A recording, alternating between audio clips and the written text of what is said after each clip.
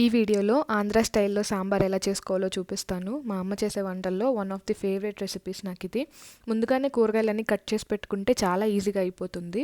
First ఇది తయారు చేసుకోవడం కోసం కుక్కర్‌లో 2-3 కప్పుల కందిపప్పు వేసుకొని నీట్‌గా వాష్ చేసుకొని, ఒక 4 గ్లాసెస్ వాటర్ వేసుకొని, చిటికెడు పసుపు, చిటికెడు ఆయిల్ కూడా వేసుకొని కుక్కర్ మూత పెట్టి 5 విజిల్స్ వచ్చే వరకు ఉడికించుకోవాలి.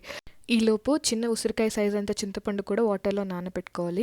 స్టవ్ పైన కడాయి పెట్టుకొని 2-3 టేబుల్ స్పూన్ల ఆయిల్ వేసుకొని, దాంట్లోనే ఒక చిటికెడు మెంతులు, 2-3 ఎండుమిర్చి, ఒక చిటికెడు తాళం గింజలు కూడా వేసుకొని చిటపటలాడిన తర్వాత ముందుగానే కట్ చేసుకున్న వెజిటేబుల్స్ అన్నీ వేసుకొని ఉడికించుకోవాలి.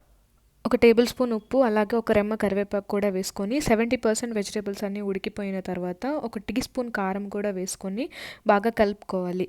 ముందుగా నానబెట్టుకున్న చింతపండు నుంచి రసం తీసి ఆ వాటర్ కూడా వేసుకొని బాగా కలుపుకోవాలి. తర్వాత 2-3 టీ గ్లాసుల వాటర్ కూడా వేసుకొని బాయిలింగ్ వచ్చాక ముందుగా ఉడికించుకున్న పప్పు కూడా వేసుకొని కలుపుకొని ఉడికిన తర్వాత కొత్తిమీర వేసుకొని సర్వ్ చేసుకోవడమే.